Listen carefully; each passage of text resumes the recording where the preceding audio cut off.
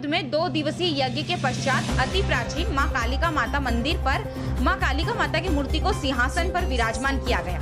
मंदिर पर कलश स्थापना व ध्वजारोहण किया गया। मूर्ति स्थापना दिलीप कुमावत के द्वारा की गई। कलश स्थापना रामचंद्र कनीराम के द्वारा किया गया। ध्वजारोहण रामचंद्र स्वरूप के द्वारा किया गया। इसके पहले मां कालिका और कलश की बैंड बाजों के साथ गांव में शोभा यात्रा निकाली। जगह जगह पर पुष्पमाला से स्वागत किया गया। यज्ञ के पश्चात गांव की धर्मप्रेमी जनता द्वारा महाआरती व महाप्रसादी का आयोजन किया गया। यह जानकारी अशोक कुमावत, सुनील चौहान। मुस्लिम राष्ट्रीय मंच के प्रदेश कार्यकारिणी सदस्य सैयद अमजद अली व रतलाम जिला संयोजक इलियास अहमद कुरैशी के नेतृत्व में रतलाम जिले के मंच के कार्यकर्ताओं ने रतलाम में छोटू बादशाह के आस्थाने मुबारक पर देश के शहीद वीर जवानों को श्रद्धांजलि अर्पित की। वो शपथ ली कि चीन के द्वारा बनाए गए किसी भी उत्पाद का मंच के पदाधिकारियों से लेकर कार्यकर्ता तक कोई भी उपयोग नहीं करेगा। सामूहिक रूप से चीन के उत्पादों का बहिष्कार किया गया।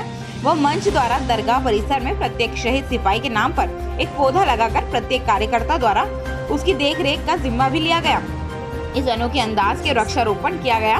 तत्पश्चात मुस्लिम राष्ट्रीय मंच द्वारा देश और दुनिया में अमन व अमान हो और कोरोना से निजात मिले, इसके लिए दरगाह पर चादर पेश कर दुआएं मांगी गई। पूरे हिंदुस्तान के अंदर मुस्लिम राष्ट्रीय मंच माननीय इंद्रेश जी कुमार के निर्देश अनुसार और मार्गदर्शन में कर रहा है। मुस्लिम राष्ट्रीय मंच पूरे हिंदुस्तान के अंदर इस कार्यक्रम को कर रहा है। उसी श्रृंखला के अंदर आज हमने रतलाम जिले में रतलाम शहर में छोटू बादशाह रहमतुल्लाह अलैह के मजार बगीचे के अंदर हमने पौधारोपण कर शहीदों को श्रद्धांजलि देते हुए और उनको पुष्पमाला अर्पण किए और हमने आह्वान किया देश की जनता से, नगर प्रदेश की जनता से, जिले की जनता से और नगर की जनता से कि वो चाइना के माल के क्रय और विक्रय को पूरी तरह से प्रतिबंधित करे और एक साथ हिंदुस्तानी का नारा लगाते हुए एक साथ हिंदुस्तान के ही सामान का इस्तेमाल करे। और आज चाइना ने हमारा बहुत बड़ा नुकसान किया है। इस हमारे 20 सैनिक शहीद हुए, धोखे से उनको शहीद किया गया और आज भी हम देख रहे हैं कि बॉर्डर के ऊपर स्थिति अच्छी नहीं है। तो ये देखते हुए हमें चाइना को 10 आने का भी फ़ायदा नहीं पहुंचाना चाहिए। और मुस्लिम समुदाय पूरी तरह से हमेशा हर बार पूरे देश के अंदर चाहे मंच के माध्यम से चाहे अथक कई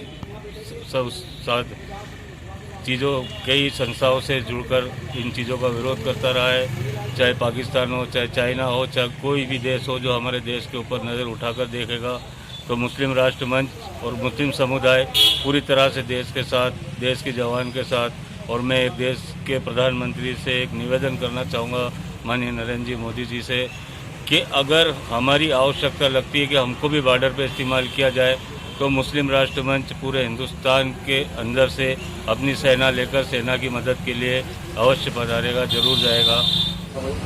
आज मुस्लिम राष्ट्र मंच द्वारा हजरत छोटू बादशाह रहमतुल्लाह अलैह के आस्थाने आलिया पर मुस्लिम राष्ट्र मंच ने चादर पेश की।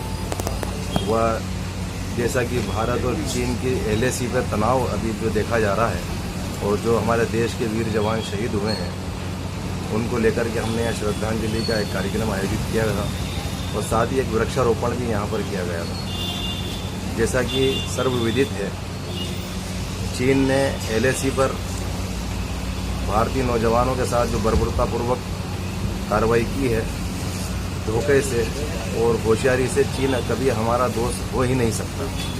चीन ने हमेशा हमारे साथ धोखा किया है और अभी जो LAC पे उसने जो कार्रवाई की है उसकी हम घोर निंदा करते हैं।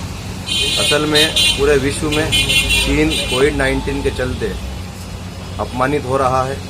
चीन पूरी तरह से बौखला गया है और ये बौखलाहट का ही नतीजा है कि उसने भारत और चीन की LAC पर हमारे भारत के जवानों के प्रति एक ऐसी सख्त कार्रवाई की है जिसकी हम सख्त निंदा करते हैं और हम अपने देश के वीर जवानों को श्रद्धांजलि देते हैं। साथ ही मैं ये भी आह्वान करना चाहूँगा हमारे देशवासियों से कि वे चीनी उत्पादनों का बहिष्कार करें, चीनी उत्पाद ना खरीदें। देश के प्रधानमंत्री का जो आह्वान है उसको फॉलो करें, आत्मनिर्भरता की ओर बढ़ें। यही मेरा आपसे आह्वान है।